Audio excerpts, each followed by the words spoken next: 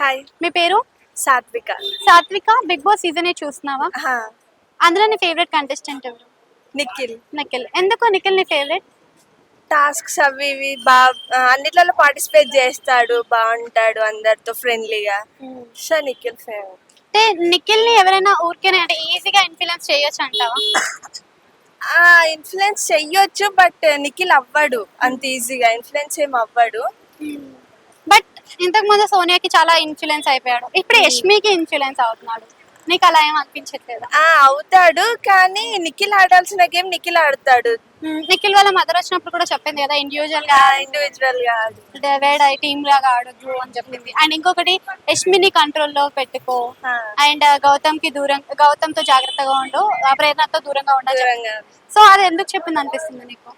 వాళ్ళతోనే ఉంటాడు, గ్యాంగ్ గా అలా ఉండకుండా ఇప్పుడు ఉండేది 3-4 వీక్సేగా, నీ ఇండివిజువల్ గేమ్ ఏదో నువ్వు ఆడు అనేసి అలా చెప్పింది.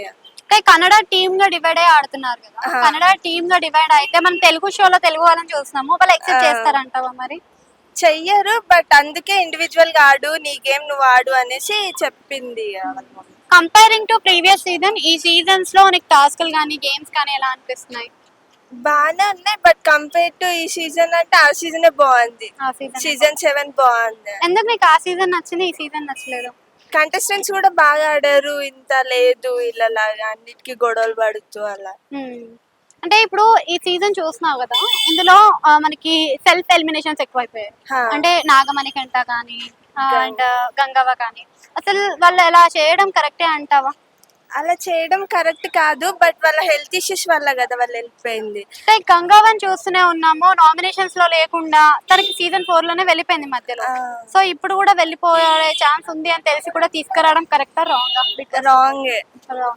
ఆమె వల్ల యూజ్ ఉందా హౌస్ లో? లేదా? లేదు అసలు.